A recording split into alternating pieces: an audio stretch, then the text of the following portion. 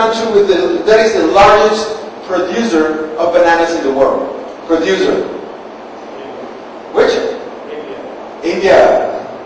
Yes, sir. Who knows it was India? And who's the largest exporter of bananas in the world? If you know India, you know, sir, which is it, right? You know England? No. Ecuador. But now, you know what's going on in Mexico? They embrace the challenge. The producers of banana in Mexico, they embrace the challenge of taking away the commodity, the commodity seal out of the bananas. And now, you know what they're doing?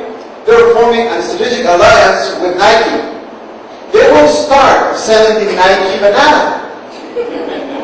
And the reason is because the bananas are the fruits that are used by triathlonists, because they have two basic properties: a lot of potassium, and they help to absorb better the liquids that they actually take.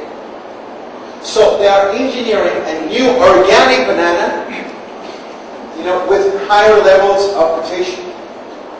Okay. Now the question here is, do you think that that will be able to be sold at a premium price? No? You say no. Do you have evidence? Have you run experiments? Do you have a prototype? No. Why do you say no? I haven't done any research. But the point here is, there are ways, anything that you do, there are ways of finding ways to differentiate it, to make your value proposition different, unique, singular. But you know what, in Mexico they're just giving us stuff there. They're now as well producing a baby banana, organic, and they're partnering with Gerber.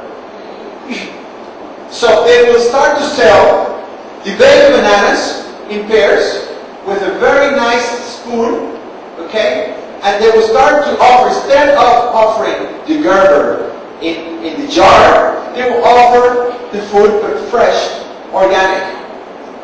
And they will be able to sell those two bananas for babies, which, you know, usually the first fruit that a baby actually eats, at least in Latin America, is a banana. You know, 10 times more expensive than a single banana. So, how can Suriname start this journey of innovating? Okay. At the end of the day, instead of creating products, we have to create experiences. Innovation is about creating experiences that will trigger emotions. Okay. Now, I just basically want to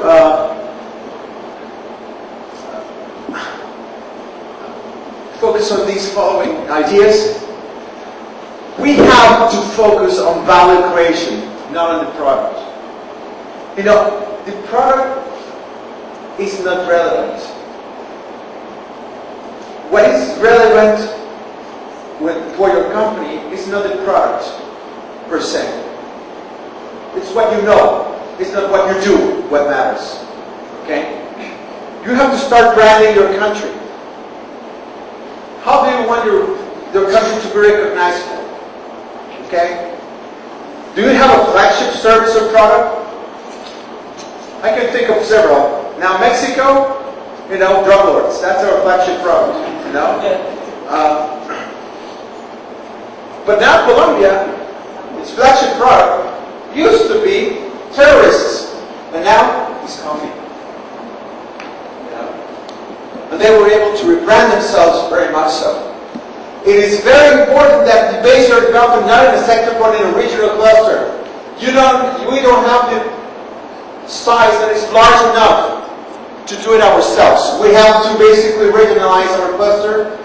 We have to invest in physical and digital connectivity, which you're quite good there. Establish a knowledge trajectory.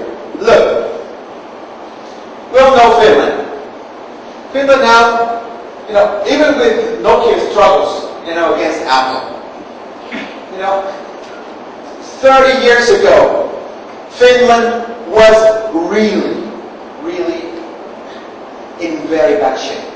Economically, socially, a lot of social problems. But they decided to invest in one sector, in one cluster, which was telecommunications. Okay? And, Nokia, we all know Nokia, right? But Nokia was a lumber company. They didn't produce cell phones. They produced lumber and chips. And now, they're a powerhouse in telecommunications. But you know how long they took to develop all this trajectory of knowledge? 20 years. So we better start now. So, they commoditize certain commodities we talked about there. And look, two ideas. At the end of the day, it is critical to understand it's human capabilities, our capacity to connect to other humans, rather than just resource endowments that are the fundamental factors of development. Okay? It's not the oil. It's the brain and the hearts of the people. And at the end of the day, what is the purpose of our school? The purpose of being here with you is very simple. We would like to challenge the status quo of human development. That's why we're here. We want to be and make you uncomfortable while you're comfortable. Okay? Let's challenge them together the status quo in human development. I think we can do better. Thank you very much, and now to take some questions.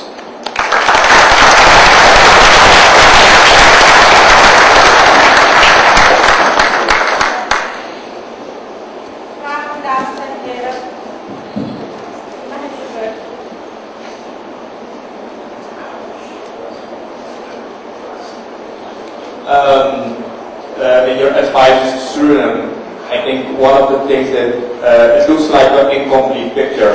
That's clear. Yeah. Looks like an incomplete picture because one of the things that I find missing is the reform of the educational system. That should be part of the plan to improve and to create stimulants, productivity and improvement. Well, basically that is part of the fundamentals of development of institutions. When we mention knowledge trajectory, it means that it's not just basic education, but as well as focused education, right? For instance, if your focus is going to be energy, well, you have to invest in make your current knowledge of oil and gas more efficient, but as well to create, knowledge trajectories that so you will be able to generate and ultimately export, okay, technology such as hydro, solar, or wind. Okay, so you're completely right. It is very important that we, have as countries policies for education, but we have to really focus on that. One of the fundamental decisions that Finland took 30 years ago was to launch an Institute for Telecommunications, an R&D center outside Helsinki.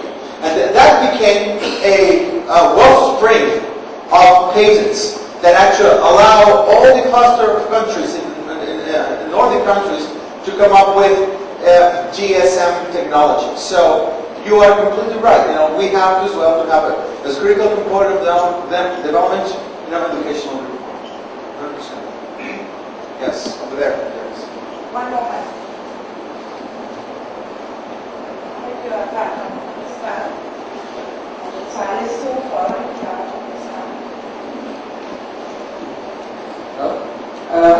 in the early stage of your presentation, you showed us the picture with all the percentage of the productivity growth in several countries. You told us that the small countries